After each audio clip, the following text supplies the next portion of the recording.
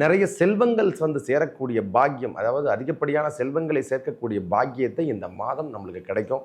Minimum ஒரு 28 தேதி வரைக்கும் அதே இடத்துல கும்பத்தில் தான் வீட்டிருக்க போகிறாரு. இந்த ஆண்டு பிறக்கின்ற மாதத்திலே நம்மளுக்கு புத்தாண்டு பிறக்கின்ற நாட்களில் உங்களுக்கு யோகம் என்று சொல்லக்கூடிய அமைப்பை பெறப்போகிறோம். உடல் உபாதைகள், அதாவது வயது மூப்பில் இருக்கிறவங்களுக்கு உடல் உபாதைகளோ அந்த தொந்தரவுகள் கொஞ்சம் சற்று அதிகமாக இருக்கும். நான் இல்லைன்னே சொல்லலை. ஏன்னா நீச்சகதியில் இருக்கும்போது அவருக்கான அமைப்புகள் கண்டிப்பாக உண்டு. ஒரு 15ஆம் தேதிக்கு அப்புறம் நீங்கள் எடுக்கக்கூடிய வேலைகள் அனைத்தும் வெற்றி கிடைக்கும். ஐயா, நான் சொந்தமாக பிஸ்னஸ் பண்ணிட்டு இருக்கேன்னா அந்த சொந்தமான பிஸ்னஸ்லேருந்து ஓரளவுக்கு கூடுதல் அனுகூலத்தை பெறக்கூடிய காலமாகவும் இந்த சூரிய பகவான் இடம்பெறக்கூடிய காலத்தில் இந்த மாதம் ஓரளவுக்கு நம்மளுக்கு 80 பாகம் நன்றாக இருக்கக்கூடிய மாதமாகவும், ஆண்டு பிறக்கின்ற மாதமே நம்மளுக்கு நன்றாக இருக்கக்கூடிய மாதமாக இருக்க போது ஒன்றும் பயப்படணும் அவசியம் இல்லை சுவாமி.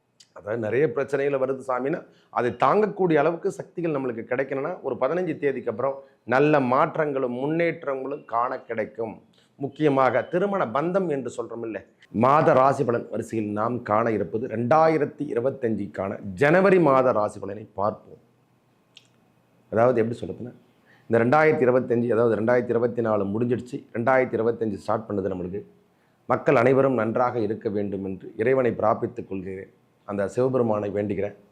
இந்த ஜனவரி மாதம் எவ்வொரு ராசிக்கும் எவ்வாறு இருப்பது, மேஷம் முதல் மீனம் வரைக்கும் எவ்வாறு இந்த நிலைப்பாடெல்லாம் கொடுக்க போகிறார், இந்த நவ கிரகங்கள் என்னென்ன பலாபலங்களை வழங்கப் போகுது என்று விரிவாக பார்க்கலாம் வாருங்கள். எனது அன்புள்ளம் கொண்ட மேஷராசி நேயர்களே, மேஷராசியை பொறுத்த வரைக்கும் இன்றைய காலகட்டங்களில் இருக்கக்கூடிய சூழ்நிலை என்றால், இந்த ராகு பகவான் 12ஆம் இடத்துலையும், நம்ம ராசிநாதன் என்று சொல்லக்கூடிய செவ்வாய் பகவான் நம்ம ராசிக்கு 4ஆம் இடத்துலையும், அதாவது அவர் இன்னும் நீச்சகதியில் தான் இருக்கார்.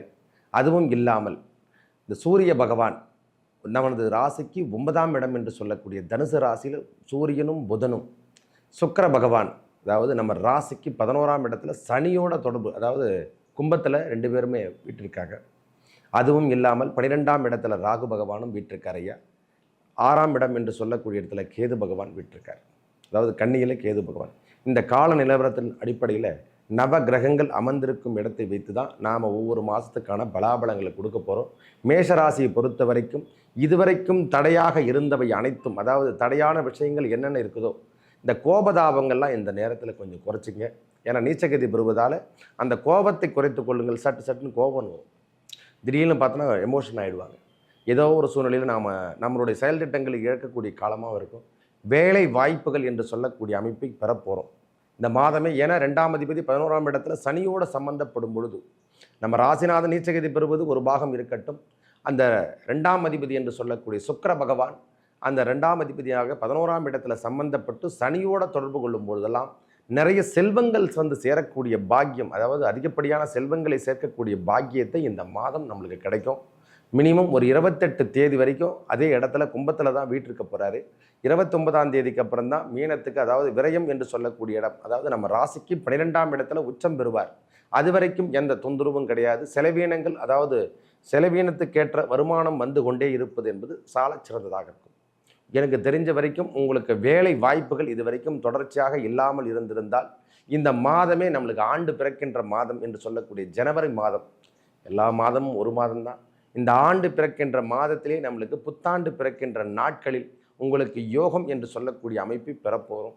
உடல் உபாதைகள், அதாவது வயது மூப்பில் இருக்கிறவங்களுக்கு உடல் உபாதைகளோ அந்த தொந்தரவுகள் கொஞ்சம் சற்று அதிகமாக இருக்கும். நான் இல்லைன்னே சொல்லலை. ஏன்னா நீச்சகதியில் இருக்கும்போது அவருக்கான அமைப்புகள் கண்டிப்பாக உண்டு.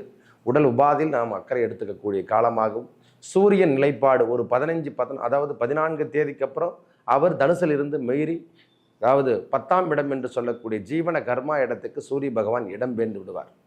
அந்த இடத்துல நம்மளுக்கு சப்போர்ட்டிங் என்று சொல்லக்கூடிய, ஏன்னா அவர் 5ஆம் அதிபதி, இது வரைக்கும் சப்போர்ட்டிங் இல்லைன்னா இனிமேல் வேலை வாய்ப்புகளில் திடீர் அரசு உத்தியோகத்துக்கு பெறக்கூடிய காலமாக வரப்போகுது. இது வரைக்கும் தொழிலில் இருக்குங்க ஐயா, எதுவுமே கிடைக்கல அப்படின்னா இந்த 15ஆம் தேதிக்கு அப்புறம் நம்மளுக்கு நல்ல யோகத்தை கொடுக்கும், வேலை வாய்ப்புகள் அதிகரிக்கும் என்று தான் சொல்லுவேன். வேலை வாய்ப்பில் நம்ம ஏதோ சாதாரணமாக இருக்குது சுவாமின்னா ஒரு 15ஆம் தேதிக்கு அப்புறம் நீங்கள் எடுக்கக்கூடிய வேலைகள் அனைத்தும் வெற்றி கிடைக்கும். ஐயா, நான் சொந்தமாக பிஸ்னஸ் பண்ணிட்டு இருக்கேன்னா அந்த சொந்தமான பிஸ்னஸ்லேருந்து ஓரளவுக்கு கூடுதல் அனுகூலத்தை பெறக்கூடிய காலமாகவும் இந்த சூரிய பகவான் இடம்பெறக்கூடிய காலத்தில் இந்த மாதம் ஓரளவுக்கு நம்மளுக்கு 80 பாகம் நன்றாக இருக்கக்கூடிய மாதமாகவும், ஆண்டு பிறக்கின்ற மாதமே நம்மளுக்கு நன்றாக இருக்கக்கூடிய மாதமாக இருக்க போது ஒன்றும் பயப்படணும் அவசியம் இல்லை சுவாமி. ஏன்னா மற்ற கிரகங்கள் இருக்குதோ இல்லையோ இந்த மாத கிரகங்கள் கொடுக்கின்ற பலாபலன் உங்களுக்கு வெற்றி தந்து கொண்டே இருக்கும். ஏன்னா இன்னும் குரு பகவானும் மக்கர நிவர்த்தி அடையலை. அவர் அடைஞ்சாதான் ஓரளவுக்கு உங்களுக்கு ஸ்மூத்னஸ் வரும். அவர் 2ஆம் இடத்துல இருக்கார். நம்ம ராசிக்கு 2ஆம் இடத்துல இது வரைக்கும் குரு பகவான் வீற்றிருப்பது ஒரு யோகம் என்று கூட சொல்லுவேன். இது வரைக்கும் தனிப்பட்ட முறையில் நாம் செலவினங்கள் செய்து கொண்டிருந்தாலும் அதுக்கேற்றார் ஒரு வருமானமும் வந்து கொண்டிருக்கிறது. குடும்ப செலவுக்காக நாம் செயல்படுத்துகிறோம், நம்ம வீட்டு திருமணத்துக்காகவோ இதெல்லாம் செயல்படுத்தினாலும் அந்த அளவுக்கு ஈவன் பண்ணுற மாதிரி கொடுக்கல் வாங்கல் என்று சொல்லக்கூடிய அமைப்பில் ஓரளவுக்கு பரவாயில்லை. கடன் சார்ந்த விஷயத்தில் இந்த மாதம் நல்ல முன்னேற்றம் காணப்படும். கடனை வட்டி அடைக்கிறதுக்கான காலமாகவோ அல்லது கடனிலிருந்து பிரச்சனைந்து நாம் மீட்டெடுக்கக்கூடிய காலமாகவோ இந்த மாதம் இருக்கப்பெறும். ஒரு 28ஆம் தேதிக்கு அப்புறம் ஸ்மூத்னஸ் அப்படின்னு சொல்கிற மாதிரி ஓரளவுக்கு லக்ஸரி வாழ்க்கை ஒரு 4 நாட்கள், ஏன்னா 31/1/2025 வரைக்கும் இருக்குது இந்த மாதம். நம்மளுக்கு 31ஆம் தேதி வரைக்கும் அந்த 4 நாட்கள் கூடுதல், அதாவது செலவினங்களோ வெளியூர் பயணங்களுக்காகவோ நாம் செலவு செய்யக்கூடிய பாக்கியம் பெறப்போகிறோம். இதுக்கு நடுவழியே நம்மளுக்கு பொங்கல் திருநாளும் வரும். அந்த இனிய பொந்தாண்டு பொங்கல் நல்வாழ்த்துக்களையும் தெரிவிச்சுக்கிறேன் ஐயா. ஏன்னா மேஷராசியை பொறுத்த வரைக்கும் இந்த புதுமையான பொங்கலோடு நாம் வாழ்க்கை தரத்தை உயர்த்தி பார்க்க போகிறோம். எனக்கு தெரிஞ்ச வரைக்கும் தவறான விஷயங்கள் இல்லை. மேஷத்தை பொறுத்த வரைக்கும் இந்த மாதம் சிறப்பான மாதமாகும். கல்வியில் பிரச்சனைகள் கிடையாது சுவாமி. கல்வி சார்ந்த விஷயத்திலேயோ உயர்நிலை கல்வியோ அல்லது ஏற்றம் தரக்கூடிய வெளியூரில் சென்று நான் படிக்க போகிறேன்னு சொல்கிறவங்களுக்கெல்லாம் இந்த மாதம் நல்ல உடைய மாதமாக அமையப்போகிறது. மேஷத்தை பொறுத்த வரைக்கும் கல்வி அடிப்படையில் எந்த ஒரு தொந்தரவும் கிடையாது சாமி. நாம் சுயஜாதகத்தை ஆய்வு கெடுக்கணும். கோச்சார ரீதியாக நல்ல கிரகங்கள் நல்ல இடத்துல அமர்வதால் இந்த மாதத்தை பொறுத்த வரைக்கும் பிரச்சனைகளிலிருந்து நீங்கள் விடுபடுவது பெரிய பாக்கியமாகும். ஏன்னா 9ஆம் இடத்துல புதன் இருப்பதால் பயப்படணும் அவசியம் இல்லை. கம்யூனிகேஷன் ஆகட்டும், வேலை வாய்ப்புகள் ஆகட்டும், அதாவது நான் கம்பெனி வச்சு நடத்திட்டுருக்கையா, எனக்கு சரியான முன்னேற்றமே காணலாம். இந்த மாதம் 15ஆம் தேதிக்கு அப்புறம் ஓரளவுக்கு நல்ல முன்னேற்றத்தை காணுவதை நீங்கள் கண்கூடாக வேலையாட்கள் கூட வந்துடுவாங்க. இது வரைக்கும் வேலையாட்கள் சரியான முறையில் வரல, நானே தான் உழைப்பாளியாக இருக்கிறேன்னா அந்த வேலையாட்கள் இனிமேல் கிடைக்கின்ற பாக்கியம் இந்த நேரத்தில் கூடுதலோடு உங்களுக்கு அமைப்பு கிடைக்க போகுது. பயப்படணும் அவசியம் இல்லை சுவாமி. இந்த மாதம் நல்ல மாதமாகவும் ஜனவரி மாதம் உங்களுக்கு ஏற்றம் தரக்கூடிய மாதமாகவும் செயல் திட்டங்களை உருவாக்கக்கூடிய மாதமாகவும் உடல் நலத்தில் சற்று அக்கறை எடுத்துக்கங்க. இந்த வயது மூப்புக்கிறவங்களுக்கு அதாவது வயதானவர்களுக்கு சொல்கிறேன், உடல் நலத்தில் சற்று அக்கறை எடுத்துக்கக்கூடிய காலமாகவும் ஒரு 28 தேதிக்கு அப்புறம் சின்ன சின்ன தொந்தரவுகள் வரும். அந்த உடல் உபாதைகள் சார்ந்த விஷயங்கள் எல்லாமே இந்த மாதத்தில் கொஞ்சம் அதாவது எப்படி சொல்கிறதுன்னா இந்த உடல் உபாதைகள் அதிகமாக இருக்கக்கூடிய காலமாகும். அதாவது மருத்துவமனைக்கும் நாமும் போயிட்டு வரா மாதிரி இருக்கும். மருத்துவமனைக்கும் 15 தேதிக்கு அப்புறம் மருத்துவமனைக்கும் நாமும் போயிட்டு தொடர்ச்சியாக போயிட்டு வரா மாதிரி இந்த பாக்கியம் எல்லாம் கிடைக்குங்கய்யா. ஒன்றும் எனக்கு தெரிஞ்ச வரைக்கும் பெரிய அளவுக்கு சேதாரமோ பிரச்சனைகள் தரக்கூடிய காலமோ இந்த மாதத்தில் இல்லை. நன்றாக உள்ளது என்று தான் சொல்லுவேன். பரவாயில்லை, ஏற்றம் தரக்கூடிய இடம், தொட்டதெல்லாம் துலங்கக்கூடிய மாதமாகும்.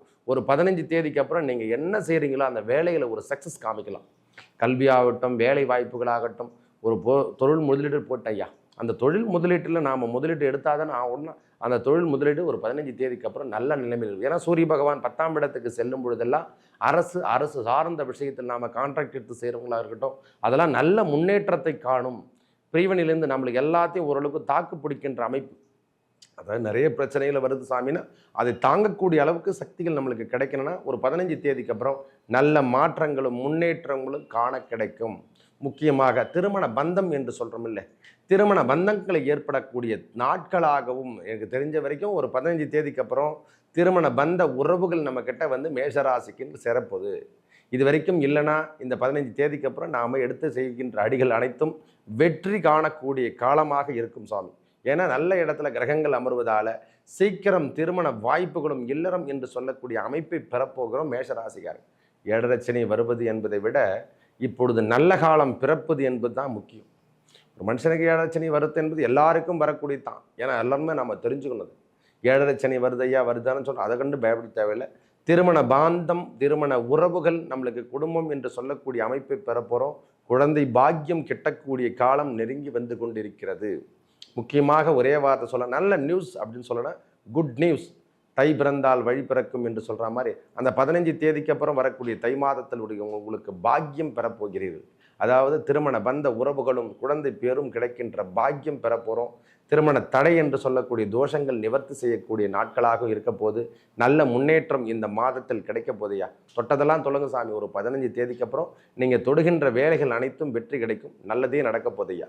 மேலும் நல்லதெல்லாம் நடக்க இறைவன் முருகப்பெருமானை வணங்கி வர உங்கள் வாழ்வில் ஏற்பட்ட துன்பங்கள் அனைத்தும் விலகி நல்லதே நடக்கும். நன்றி, வணக்கம்.